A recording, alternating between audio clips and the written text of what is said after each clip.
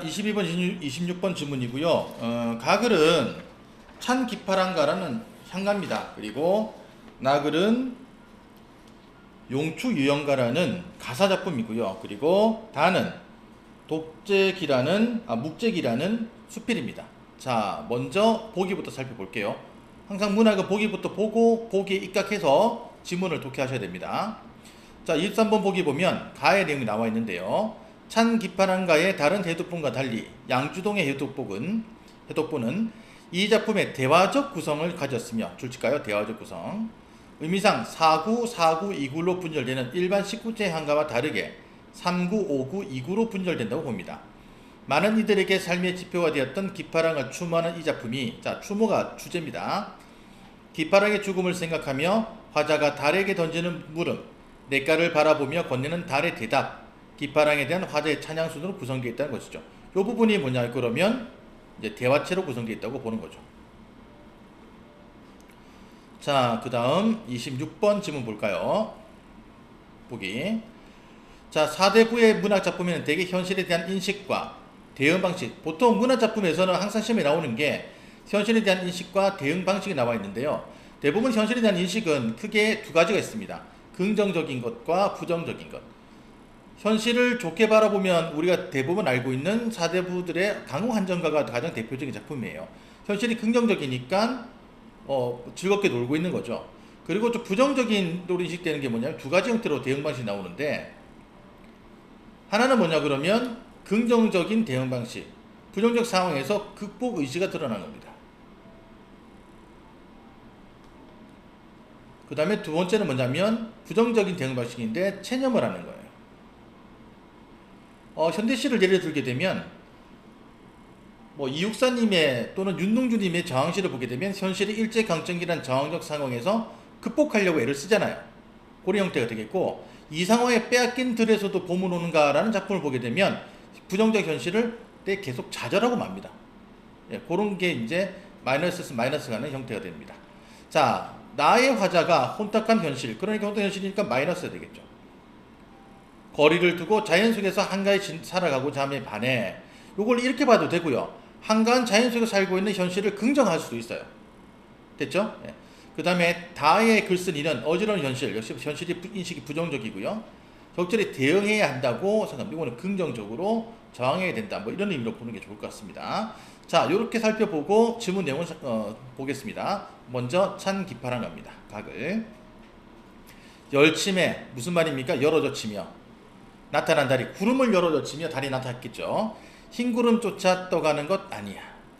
새파란 냇가의 기랑의 모습이 있구나. 기랑의 맑고 깨끗한 인품이 새파란 냇물에 드러나구나 라는 의미로 보시면 되고요.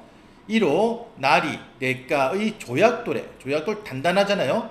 기파랑에 지니시던 그 마음의 끝 굳은 의지를 따르고 싶구나.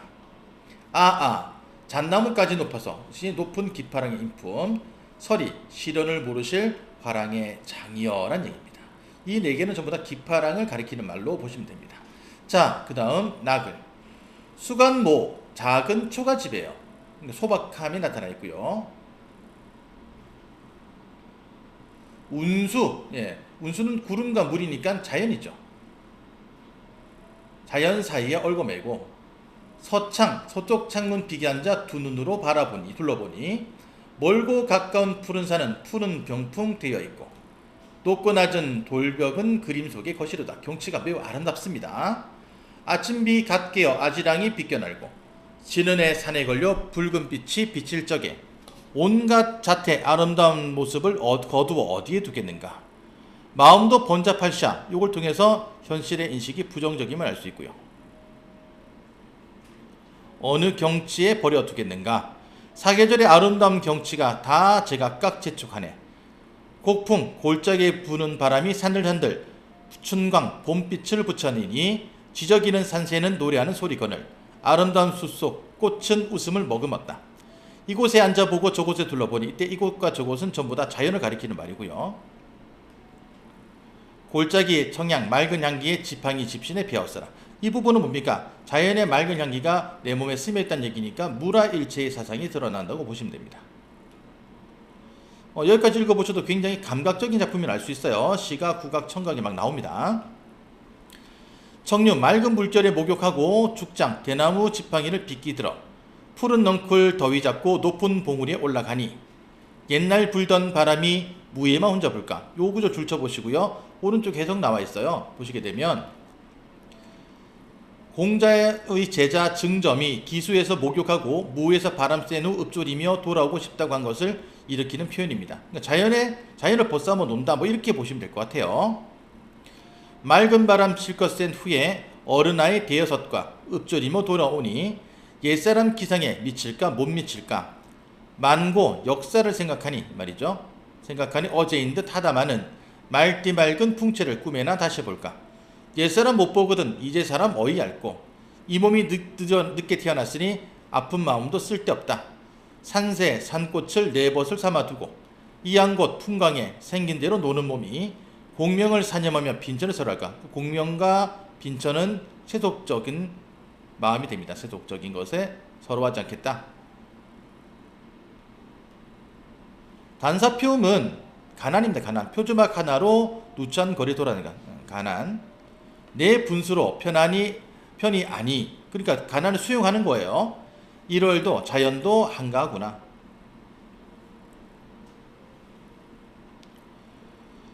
이 계곡산 자연이죠. 자연의 경치를 실컷 거느리고 100년 광음 세월입니다. 세월. 100년 세월을 논일다가 마치리라. 아이야 송간 가리어라. 세상 알까 하노라. 송간 문 역할을 하는 것. 즉 내 대문을 가려라. 세상과 손을 끊겠다는 은둔 사상이 나타나 있어요. 용추 계곡은 아마 저기 지리산 어딘 것 같아요. 보니까 다 그립니다. 설문청이 일찍이 만번의 말이 모두 맞는 것이 한 번의 침묵만 못하다고 하였는데 침묵의 중요성을 말하고 있죠.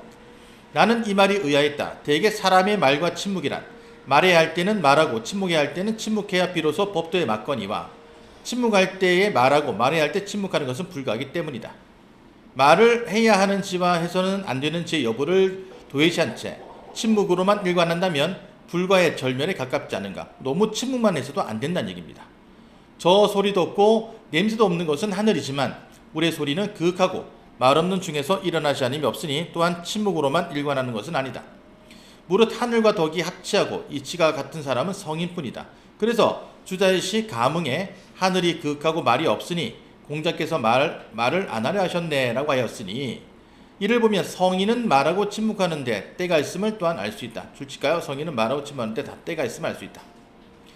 영남의 이희연군이 그 서재의 묵제, 자 묵제가 뭡니까? 해설 나와 있는데 침묵할 때 묵는 것 같아요. 침묵하면서 하는지. 라는 편액을 걸고 나에게 이에 대해 글을 써달라고 청하였다. 희연, 그대는 공자를 배우려는 사람인가 아니면 문청을 본받으려 하는 이인가? 나는 그 뜻을 묻고자 하노라. 근일에 간사한 말이 세차게 일어나매 사람들의 마음이 휩쓸리니 온 세상 가득 시끄러운 것은 모두 의리를 등지고 이익을 추구하는 자들이다. 그대는 이를 경계하여 뒤로 물러나 침묵에 의탁하는 것인가? 그렇다면 그대가 말을 하려 하지 않은 공자를 사모하는 것을 실로 알겠다. 또 한 가지 물을 것이 있다. 그저 성인을 사모하는 것 하기만 할 뿐 그 가르침을 숙고하고 체험하는 공부를 하지 않는다면 그 침묵은 단지 입을 닫는 것일 뿐이니 실제는 무슨 보탬이 되겠는가. 진실로 일상생활 속에서 동할 때나 정할 때나 마음을 수렴하고 이익의 유혹을 끊어내어 반드시 성인의 기묘한 가르침을 몸으로 삼아 실천해 나가야 하니 그래야 비로소 침묵으로 이루었다 할 수 있을 것이다. 자, 문제 풀겠습니다.